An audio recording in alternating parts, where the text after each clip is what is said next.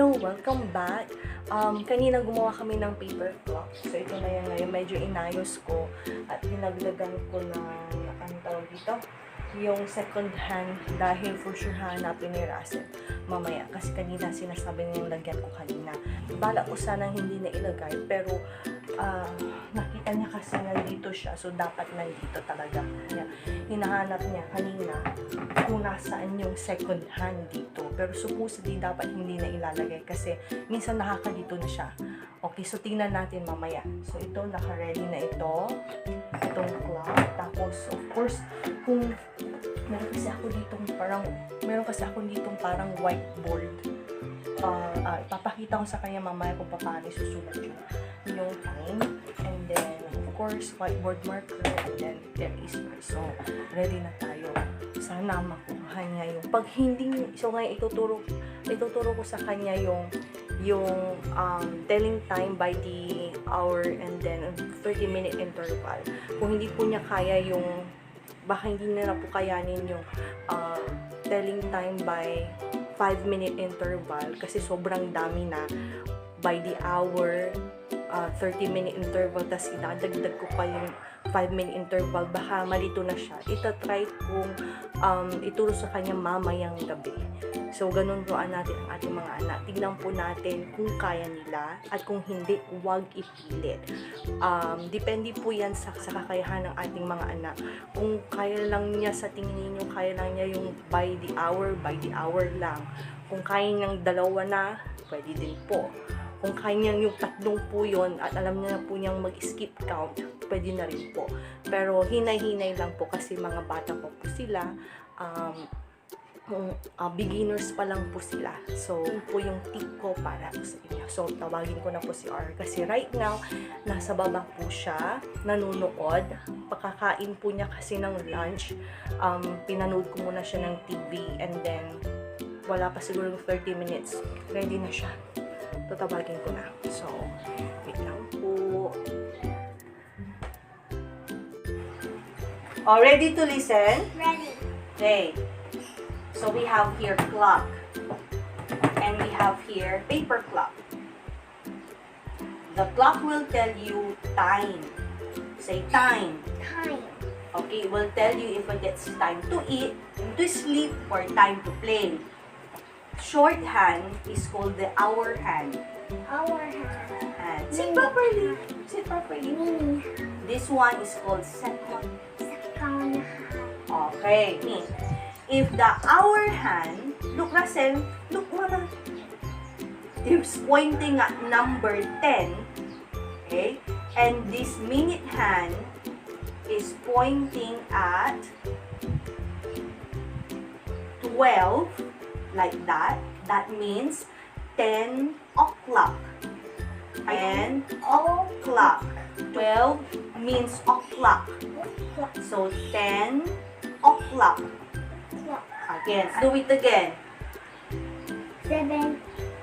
This is very good. This is 7. Okay, remember ha, if the hour hand is pointing at number 7, okay, or any number, if it is pointing at that number, that's 7. Example, this one, 7.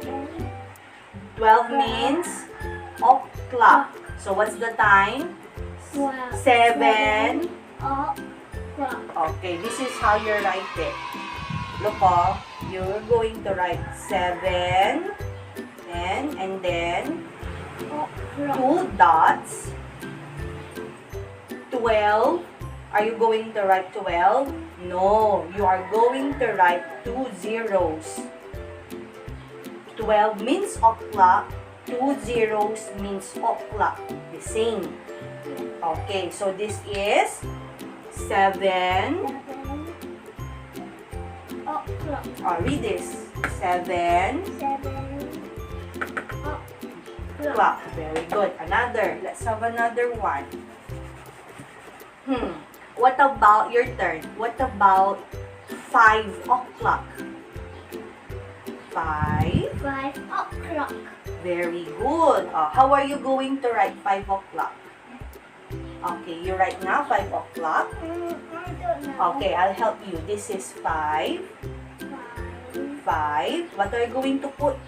2 dots and then 2 zeros. 5 o'clock. Point. 5 o'clock. Okay. Another one. Let's go. What do you like? Okay, 4. What's the time? 4 o'clock. You write 4. You can do it. Come on, try. 4.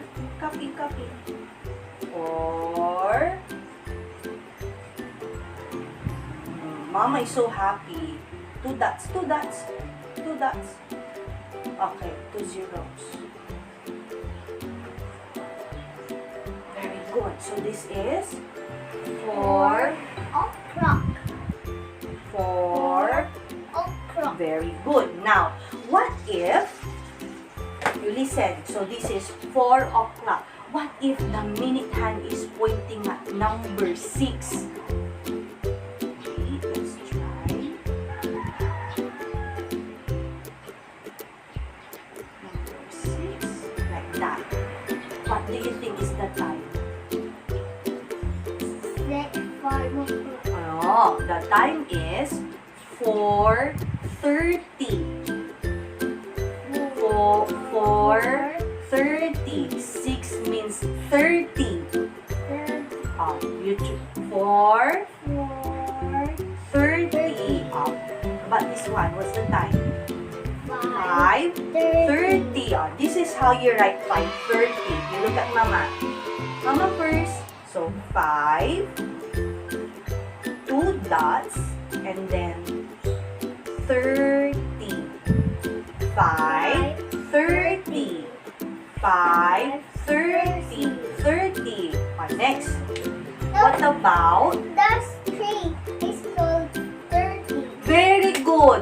3:30. 3:30. How are you going to write 3:30? Try. Please try. Not Here. 3:30. How you gonna write 3:30? Come on. Here. 3. Inverted anak. The other way. Like this. The other way. The other way. Like that. Very good. 3. 2 dots. 30. 3 again. 3. 3. And then 0. 1 0. Oh yes, 1 0 only. So 3:30. 3:30. 3:30. Okay. Done. Very good. Ayan, so ganun lang po kadaling ito yung telling time by the hour at telling time by 30-minute interval. So, ganun lang po siya kabilis para hindi po sila mahirapan. So, paano po yung follow-up activity nun? Pwedeng, it's your choice. Pwedeng dito mismo or pwedeng mag-draw na lang po kayo ng clock at tapos sila po yung magdo-drawing ng kamay. Sila po yung magdo-drawing ng hands ng clock. So, ganun lang po yung kasimple. So, ito po yung isa po activity na pwede nyo po ipagawa sa kanila. Ito po yung magdo-draw po sila ng mag-draw ka para po ma-practice yung kamay nila sa pagsusulat para ma-practice po nila yung para ma-practice po nila yung ang tawag dito yung pag-draw ng hands ng relo ng clock. Pwede nyo po ipagawa ito para ma-practice sila so this is 12 1, 2 masyado kong maliit po natin. So, lagyan po natin lang. So, kung meron po kayong board sa bahay, blackboard. Ayan. So,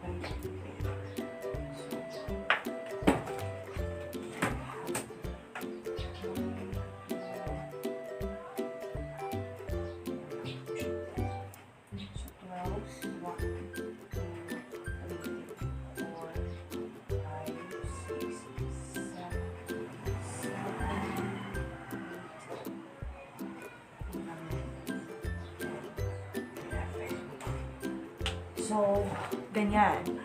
Pwede niyo pong ipagawa ito sa kanila. And then, sila na po yung magsusulat nung magdodraw nung kamay nung clock na dinrawing po natin. So, tatawagin ko po si Razel para gawin niyo ang activity. Wait lang po. Hey, where's your hand? What? Saan yung You're hand? gonna draw the hand. Oh. Oh, okay.